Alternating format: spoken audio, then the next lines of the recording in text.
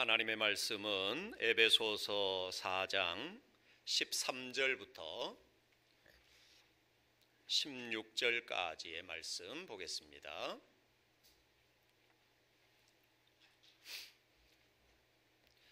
에베소서 4장 13절부터 16절까지의 말씀 제가 봉독해 드립니다.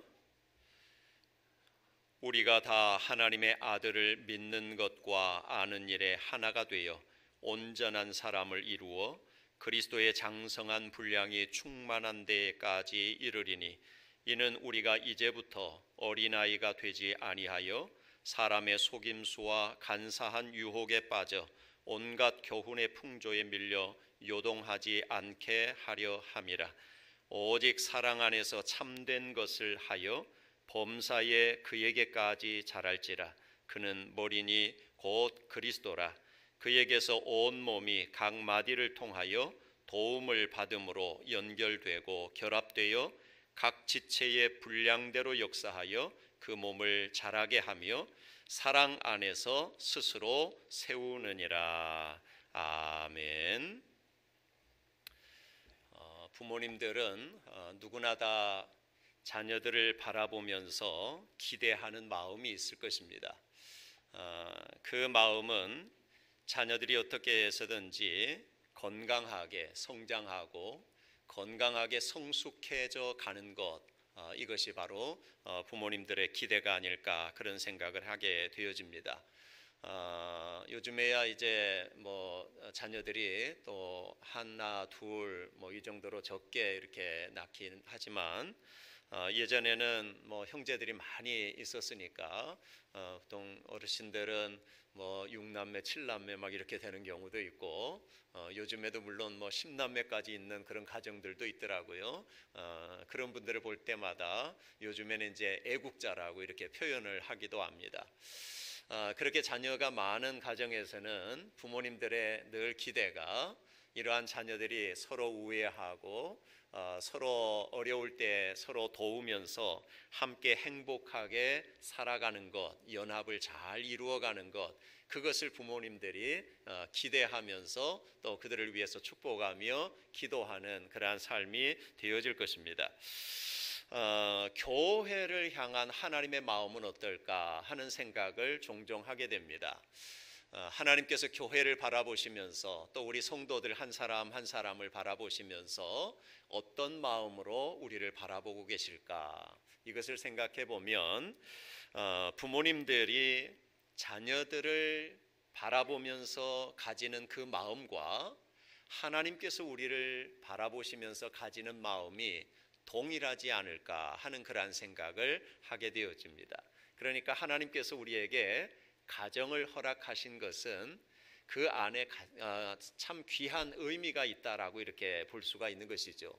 가정에서 서로를 섬기면서 또 하나님을 경외하는 것이 무엇인지도 알고, 또 자녀들을 양육하면서 하나님의 마음이, 우리를 향한 하나님의 마음이 무엇인지로 우리가 깨달아 알면서 이렇게 연합을 잘 이루어가는 그런 과정을 우리가 겪게 되는 것입니다.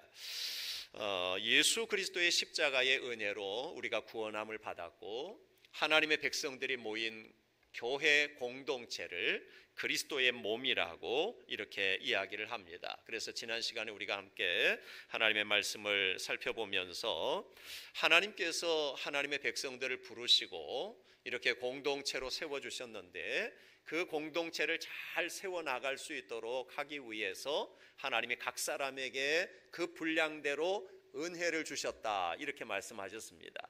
은혜를 주셨다는 것은 또 은사를 주셨다, 재능을 주셨다, 이렇게도 이야기할 수가 있는 것이고, 또 거기에 따라서 직분도 주시고 또 사역자들도 세우시고, 자, 이렇게 하신 이유가 어디 있는가?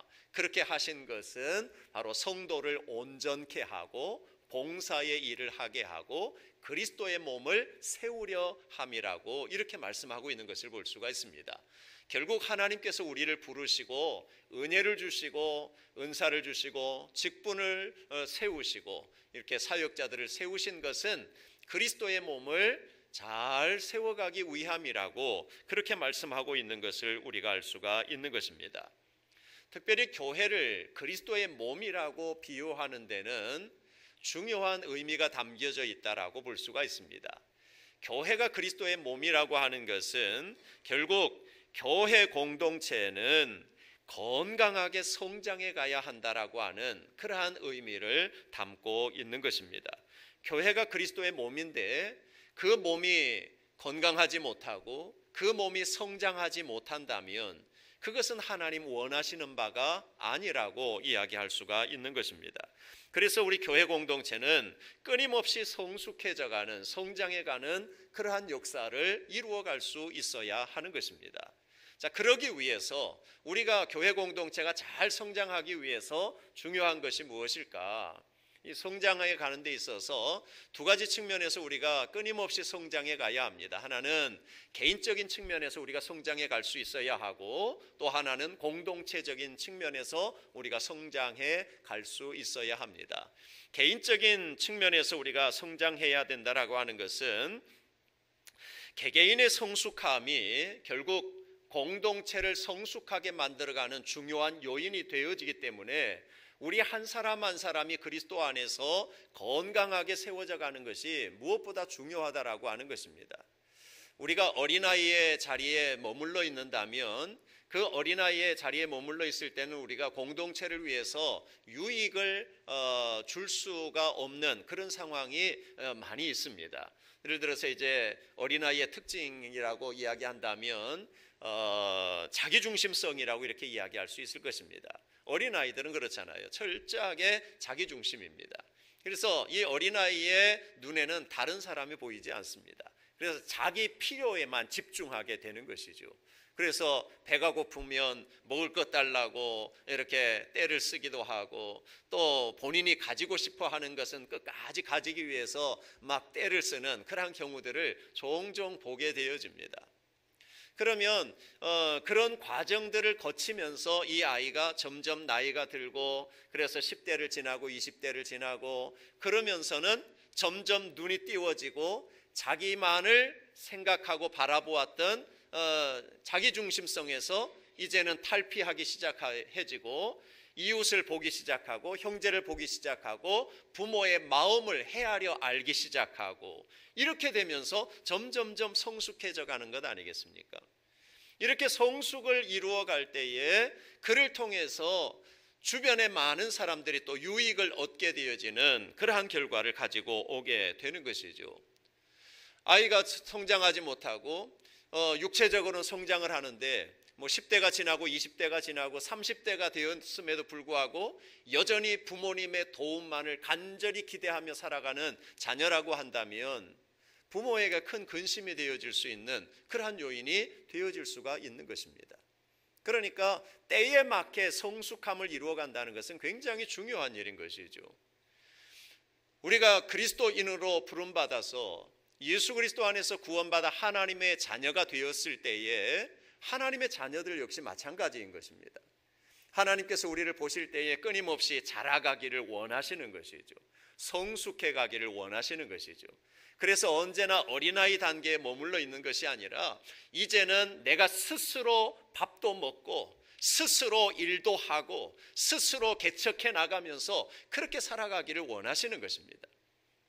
그래서 우리가 신앙이 점점 성숙해져 가면서 이제는 나에게만 집중하는 것이 아니라 우리 옆에 있는 형제들을 돌아보는 그러한 마음의 여유를 갖게 되어지는 것, 이것이 하나의 성숙함의 표현이라고도 이야기할 수가 있을 것입니다. 공동체의 성숙은 개개인의 성숙도와 비례한다고 볼 수가 있습니다. 그러니까 공동체가 성숙해지려면 우리 개개인의 성도들이 성숙함을 이루어갈 수 있어야 되는 것이죠. 그 성숙함을 이루어가는 부분에 있어서 우리가 어떤 면에서 성숙해져야 되느냐, 13절 말씀을 보시면 우리가 다 하나님의 아들을 믿는 것과 아는 일에 하나가 되어 온전한 사람을 이루어 그리스도의 장성한 분량이 충만한 데까지 이르리니 그랬습니다. 우리가 다 하나님의 아들을 믿는 것과 아는 일에 하나가 되어 그랬습니다. 믿는 것과 아는 일이 무엇인가 하면 그냥 쉽게 말하면 이렇게 이야기할 수 있습니다. 믿는 것이라고 하는 것은 우리의 믿음의 도리를 이야기하는 것입니다. 믿음의 근거를 이야기하는 것입니다. 우리가 믿음의 근거를 분명히 하고 신앙생활을 할 수가 있어야 되는 것이죠. 즉 우리의 믿음의 근거가 무엇입니까? 우리의 믿음의 근거는 바로 하나님의 말씀인 것입니다. 성경이 우리 믿음의 근거가 되어지는 것입니다. 그래서 이 믿음 안에, 이 말씀 안에서 우리가 점점점 성숙해져 가야 되는 것이죠. 이 말씀을 함축해서 놓은 것이 바로 우리의 신앙 고백서 아니겠습니까? 우리가 신앙 고백서는 성경을 통해서 요점이 무엇인지, 우리가 확실하게 믿어야 될 요소가 무엇인지를 함축해서 놓은 것입니다. 그 중에 이제 가장 우리가 중요하게 여기는 것이 바로 우리의 신앙 고백, 사도신경 아니겠습니까? 사도신경으로 우리가 신앙 고백을 합니다. 그러면 그 사도신경 속에는 성경 전체를 함축해 놓았다라고 이렇게 볼 수가 있는 것입니다. 그래서 이 믿음의 요인을 우리가 분명하게 하고 이 믿음의 기초를 반듯하게 닦아 놓은 다음에 거기에서 성숙해져 가는 것이 중요한 것이죠. 그것과 더불어서 이 아는 것이라고 하는 것은 결국 그리스도와의 교제를 통해서 체험적으로 알아가는 그러한 알을 이야기하는 것입니다. 이것은 또 우리의 삶이라고도 이야기할 수가 있는 것이죠. 오늘 우리 그리스도인들이 균형을 잘 이루는 것이 굉장히 중요합니다.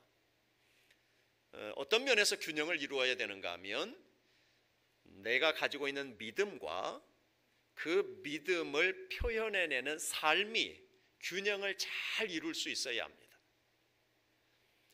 내가 하나님을 믿고 예수 그리스도를 믿음으로 말미암아 하나님의 자녀가 되었습니다. 그러면 그 믿음이 내게 분명히 있다는 것을, 내가 믿음으로 구원받았다라고 하는 것을 무엇으로 증명해낼 수 있어요? 삶을 통해서 우리가 보여줄 수 있거든요. 이 삶을 통해서 내가 예수 그리스도의 사람이라는 걸, 하나님의 백성이요 하나님의 자녀라고 하는 것이 분명히 드러나야 합니다. 그런데 그렇지 못할 때가 참 많이 있거든요. 그래서 어느 한쪽으로 치우치는 경우가 참 많이 있습니다. 그래서 교회 역사 속에서도 이 한쪽으로 치우치는 경우들이 종종 있어 왔습니다. 때로는 삶에 너무 이제 치우치는 그런 경우들도 있었어요. 즉, 우리가 구원함을 받는다 할 때에 어떤 내 삶을 통해서, 내 어떤 공로를 통해서 구원받을 수 있다라고 하는 그러한 사상이 팽배했던 그러한 시대도 있었습니다. 어떤 내 공로가, 그래서 때로는 내 어떤 죄의 문제를 해결하기 위해서 고행의 길을 가는 그러한 경우들도 있었습니다. 또 어떤 때는 그런 경우도 있었어요. 내 죄의 문제를 해결하는 방법이 하나님 앞에 헌금을 드리는 것으로 그렇게 여기는 경우들도 있었습니다. 심지어는 내 조상들이 지금 지옥 가 있는데 그 조상들이 천국 갈 수 있도록 하기 위해서는 이 땅에 살고 있는 자손들이 하나님 앞에 헌금하고 헌신하고 그러는 것을 통해서도 천국으로 보내드릴 수 있다라고 하는 그러한 생각을 가지던 그러한 시대도 있었습니다. 그러니까 이것이 이제 잘못된 그러한 가르침이라고 이야기할 수가 있는 것이죠. 우리의 행위로 구원받을 수 있다는 것이죠. 그런 생각 속에 사로잡혀서 있던 그러한 교회의 역사도 있었습니다. 그런 역사 속에서 살면서 늘 이 죄의 문제 가지고 시달리고, 그래서 자유함을 누리지 못하고, 아무리 고행을 해도 내 속에 있는 이 죄성으로부터 자유함을 누리지 못하고, 헌금을 아무리 많이 해도 내 죄성으로부터 자유롭지 못하는, 그래서 늘 죄에 억눌려 살아가는 그러한 삶의 모습 속에서 말씀으로 집중하기 시작했고, 그 말씀을 보면서 우리의 행위로 구원받는 것이 아니구나,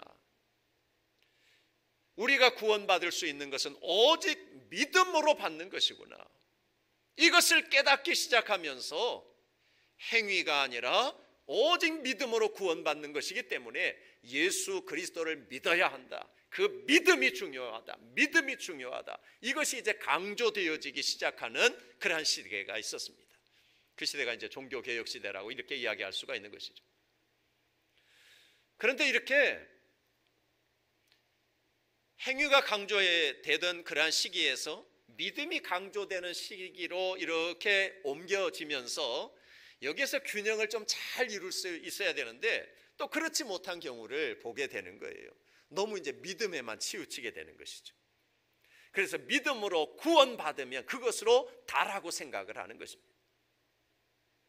그러다 보니까 생활에 대해서는 별로 무관심한 그러한 경우들을 보게 되는 것입니다. 우리 한국 사회에도, 우리 한국 교회 안에도 그런 부분들이 없지 않아 있습니다. 믿음으로 구원받았으면 됐다라고 생각하는, 그래서 내가 예수 믿음으로 구원받았으니 이제 내가 하나님께 예배 드리는 데에 이제 예배 잘 드리고 또 교회 안에서 봉사 열심히 하고 그러면 다 된 것으로 그렇게 생각을 하는 경우가 많아요. 그리고 실생활 속에서는 전혀 하나님과 상관없는 그러한 삶을 살아가는 경우들을 많이 보게 되는 것입니다. 이것은 뭘 이야기하는가 하면 믿음과 삶이 균형을 잃어버렸다 이렇게 이야기할 수 있는 거예요. 믿음은 좋다고 하는데 그 삶을 보니까 믿음 있는 삶의 모습이 아닌 거예요. 그러다 보니까 또 어떤 경우는 이런 경우도 나타나는 것이죠. 열심히 삶의 부분에 있어서 잘 살아가고 또 헌신하고 봉사하고 이런 삶을 열심히 살아가는 그러한 분들이 믿음을 등한히 하는 그러한 경우들도 있단 말이에요. 균형이 깨지면 안 된다는 것입니다. 그래서 여기에 믿는 것과 아는 일에 하나가 되어 그랬습니다. 그래서 개인적으로 우리가 적용을 한다면 이 믿는 것과 아는 일이 하나 되어야 된다. 믿음과 삶이 일치가 되어야 한다. 이렇게 우리가 볼 수가 있는 것입니다. 그래서 이런 일치가 되어질 때에 우리가 점점점 성숙해져 갈 수가 있는 것이죠. 그리스도의 장성한 분량에 이르기까지 우리가 성장해 갈 수가 있는 것이죠. 어느 한쪽으로 치우치면 그러면 우리가 건강하게 성장해 갈 수가 없다는 것을 이야기하고 있는 것입니다. 그와 더불어서 공동체적인 측면에서 우리가 본다면 여기 믿는 것과 아는 일에 하나가 되어 그랬을 때에 믿음과 행위가 각자가 이제 그 건강한 믿음을 가지고 건강한 삶을 가지고 성숙해져 가면서 그러면서 또 교회 공동체 안에서는 그 모두가 다 또 같은 마음을 가지고 같은 뜻을 가지고 같은 말을 하면서 하나 되어져야 된다라고 하는 것을 이야기하고 있는 것입니다. 즉 여기 믿는 것에 하나 되어야 된다. 믿는 것의 통일성을 이루어야 된다. 이렇게 이야기할 수 있지 않겠습니까? 즉 우리의 신앙 고백이 동일하게 되어질 수 있어야 된다는 것입니다. 여기에 앉아 계시는 모든 성도님들이 각자 나름대로의 신앙 고백을 가지고 있으면서 다 그 고백이 다르다라고 한다면 어떻게 되겠습니까? 그러면 하나 되기가 쉽지 않은 것입니다. 우리가 사도신경으로 신앙을 고백하면서 그 고백이 우리 모두의 고백이고 그래서 우리의 모두의 마음이 그 고백을 통해서 하나 되어질 때에 교회 공동체가 건강하게 하나로 이렇게 세워져 갈 수가 있는 것이죠. 많은 것에도 역시 마찬가지인 것입니다. 우리가 삶을 실천하면서 하나님의 말씀 앞에 순종하면서 함께 순종하고 함께 마음을 나누고 이러는 것이 굉장히 중요한 것이죠. 그래서 우리가 특별히 이제 본질적인 그러한 부분에 있어서 연합과 일치를 이루는 것은 굉장히 중요한 일인 것입니다. 본질이라고 하는 것은 바로 하나님의 말씀이 되어지는 것이죠. 우리의 신앙의 고백이 되어지는 것입니다. 이 본질적인 부분에 있어서는 우리가 철저하게 하나를 이루어가는 것이 굉장히 중요한 일인 것입니다. 그것을 중심으로 해서 이제 우리가 삶을 살아가는 부분에 있어서는 때로는 그런 경우들 있을 수 있거든요. 비본질적인 그러한 부분들이 있을 수 있어요. 그런 부분에 대해서는 좀 넓은 마음을 갖는 것이 참 중요합니다. 교회 공동체 안에서 이 넓은 마음을 가지고 형제를 배려하고 때로는 용납하고 품어줄 수 있는 그러한 마음을 갖는다는 것은, 이것은 교회 공동체가 하나 되어지는 데 있어서 굉장히 중요한 요인이라고 이렇게 이야기할 수가 있는 것입니다. 우리 각 사람이 다 동일한 사람들 아니지 않습니까? 생김새도 다 다르고, 또 우리가 살아온 삶의 환경들도 다 다르고, 믿음의 정도도 다 다릅니다. 그러나 이러한 다른 부분들이 있어요. 이런 다른 부분들이 있지만 우리가 일치를 이루어야 되는 것은 뭐예요? 믿음의 내용이에요. 내용에 있어서는 철저하게 일치를 이루어야 돼요. 즉 예수 그리스도만이 우리의 유일한 구원자라고 하는 사실을 믿는 그 믿음에는 일치가 되어져야 되는 것이죠. 여기에서 일치가 안 되면 안 되는 것이죠. 어떤 이들은 예수 믿는 건 예수님을 믿어야 구원받을 수 있다라고 하는 그 믿음을 가지고 있는데, 어떤 이들은 또 아니야, 예수 믿는 것만으로 다 구원받는 것이 아니야, 뭐 율법을 지켜야 돼, 할례를 받아야 돼, 뭐 이런 일들이 벌어지는 그런 경우들이 있어요.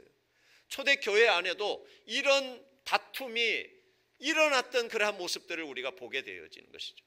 그래서 바울이 교회들에게 편지를 쓸 때마다 그 편지의 내용들을 우리가 가만히 살펴보면 그런 문제들이 종종 일어나고 있는 것을 볼 수가 있습니다. 바울이 가서 복음을 전했습니다. 그래서 예수 그리스도를 믿음으로 말미암아 수많은 사람들이 예수 믿고 구원받고 하나님의 자녀가 되었습니다. 그래서 복음의 감격 속에서 막 신앙생활을 하는 거예요. 그러면서 열심히 봉사도 하고 헌신도 하고 막 그러는 거예요. 그런데 거짓 교사들이 조용히 들어왔어요. 들어와 가지고 성도들 한 사람 한 사람을 붙들고 이제 이야기하기 시작하는 거예요. 야, 예수 믿는 것만으로 다 구원받는 것이 아니라고. 예수 믿는 것만으로 구원받는 것이 아니고 율법을 지켜야 구원을 받을 수 있다고. 할례를 받아야 하나님의 백성이 되는 것이라고. 그렇게 막 가르치기 시작하는 거예요. 그러다 보니까 그런 가르침을 받으면서 이제 점점 그 율법 속으로 들어가기 시작하는 것이죠. 그래서 율법을 지켜야 구원을 받는다고 그러니까 율법을 열심히 지키려고 하는데, 사실 우리가 율법을 완전하게 지킬 수 있는 사람이 어디 있겠습니까? 완전하게 지킬 수 있는 사람이 없단 말이에요. 그러면 그 율법 하나를 범하였을 때에 그 마음이 막 무너져 내리는 것입니다. 야, 내가 구원받지 못하면 어떡하지 하는 그런 염려도 생기기 시작하는 것입니다. 그러다 보니까 구원의 감격이 완전히 사라져버리는 거예요. 완전히 사라져버리는 거예요. 그리고 오직 율법에 억눌려 살아가는 그러한 삶으로 변질되어져 버리고 마는 그러한 경우들을 보게 되는 것입니다. 그래서 바울이 갈라디아 교회에 편지를 쓰면서는 이 율법주의자들을 다른 복음을 전하는 자라고 이렇게 규정을 하면서, 다른 복음을 전하는 자는 저주를 받을지어다 이렇게 선언하고 있는 것을 볼 수가 있습니다. 율법을 통해서 우리가 구원받는 것이 아닙니다. 우리의 어떤 행함을 통해서 구원받는 것이 아닙니다.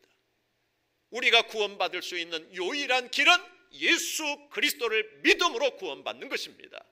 왜냐하면 예수님께서 내 모든 죄를 대신 책임져 주셨기 때문에 그런 것입니다. 예수님이 십자가에 못 박혀 죽으신 것은 나를 대신한 죽음이었기 때문에 그 예수님의 죽음이 내 죽음이고 그 예수님의 부활이 나의 부활이 되어지는 것이고, 그 예수님 때문에, 그 예수님의 공로로 내가 구원함을 받고 하나님의 자녀가 되는 것입니다. 그렇게 하나님의 자녀가 된 다음에 이제 율법의 문제는 내가 그럼 하나님의 뜻대로 살아야 되는데 어떻게 하면 하나님의 뜻대로 살아가는 것일까? 어떻게 하면 하나님을 기쁘시게 해드리는 삶이 되는 것일까? 그럴 때 우리에게 주신 말씀이에요. 그래서 우리가 그 말씀 앞에 순종하면서 살아가는 것이죠. 때로는 우리가 잘 안 될 때도 있습니다. 부족한 면이 많기도 하죠. 그러나 우리가 끊임없이 놓치지 말아야 될 것은 그 십자가의 은혜를 놓치지 않는 것입니다. 그 은혜의 감격 속에서 내가 어떻게 하나님의 영광을 위해서 살아갈까? 이 생각을 가지고 우리가 살아가는 것입니다. 그러면 그런 삶을 통해서 우리가 한 걸음 한 걸음 성숙의 길을 걸어가게 되어지는 것이고, 예수 그리스도를 닮아가는 그러한 거룩한 삶의 자리로 나아갈 수가 있게 되는 것입니다. 특별히 우리가 이 연합을 이룬다는 것은 굉장히 중요한 일인 것입니다. 그래서 교회 공동체 안에서 성도들이 서로 마음을 같이 하는 것이 너무너무 중요해요. 개인적인 그 성숙함을 통해서 공동체가 성숙을 이루어가면서 그렇게 되기 위해서 우리 개인의 그런 어떤 관계적인 측면도 매우 중요한 것입니다. 하나님과 1대1의 관계도 중요하지만 성도들과의 관계성도 굉장히 중요해요. 왜냐하면 서로가 서로에게 위로가 되고 격려가 되고 힘이 되어지고 성장해 갈 수 있는 원동력이 되어질 수 있기 때문에 그런 것입니다. 그래서 우리는 돕는 자가 되어야 돼요. 사랑과 선행을 서로 격려하면서 세워주는 그러한 역할들을 우리가 각각 감당할 수 있어야 한다라고 하는 것입니다. 그래서 여러분들이 정말로 믿음의 동역자들을 좀 많이 만들어갈 수 있기를 바라요. 우리가 교회 식구들 전체와 함께 그런 관계를 잘 유지해 나가면 얼마나 좋겠습니까? 그런데 우리가 전체와 다 같이 그렇게 해 나간다는 것이 참 쉬운 일은 아니거든요. 그러니까 우리가 우리 지금까지 자라오면서 지금까지 살면서도 우리 각 사람에게 이 절친들이 있잖아요. 일종의 절친들이 있어요. 정말 친한 친구들이 있잖아요. 그러면 내가 마음 상하고 힘들고 어려울 때에 그런 친구들과 함께 만나서 이야기를 나누고 내 마음의 아픔과 답답함과 그런 것을 다 이야기할 때에 때로는 그 친구들이 내 이야기를 들어주는 것만으로도 내 마음이 풀리고 내가 좀 더 성숙해져 갈 수 있는 그러한 요인들이 되는 것입니다. 그래서 이 참 친한 친구를 갖는다는 것이 굉장히 우리의 삶에 큰 유익을 가져다 주는 거예요. 신앙생활 하면서도 마찬가지인 것이거든요. 신앙생활은 나 홀로라고 하는 것이 참 어렵습니다. 나 홀로 신앙생활 한다는 것은 정말 어려워요. 하나님께서 그렇게 만드시지 않았기 때문에 그래요.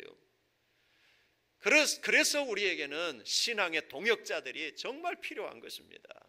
그래서 그런 동역자들을 여러분들이 한 사람 한 사람 만들어가고 서로 교제하고 함께 마음을 나누고 기도의 제목을 나누고 함께 기도하고 지금은 어려운 때이지만 함께 만나서 그냥 식사도 하고 그러면서 교제를 이루면서 서로가 서로에게 정말 위로자가 되고 힘이 되어준다면 그것을 통해서 우리가 좀 더 성숙해질 수 있는 그러한 요인들이 되어질 수가 있는 것입니다. 그래서 우리가 끊임없이 자라가야 되는 거예요.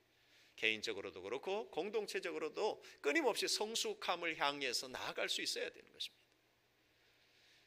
그렇게 해야 될 이유가 무엇인가? 그 이유를 14절에서 이렇게 이야기하고 있습니다. 이는 우리가 성숙해야 될 이유가 있다면 이는 우리가 이제부터 어린아이가 되지 아니하여 사람의 속임수와 간사한 유혹에 빠져 온갖 교훈의 풍조에 밀려 요동하지 않게 하려 함이라 그랬습니다.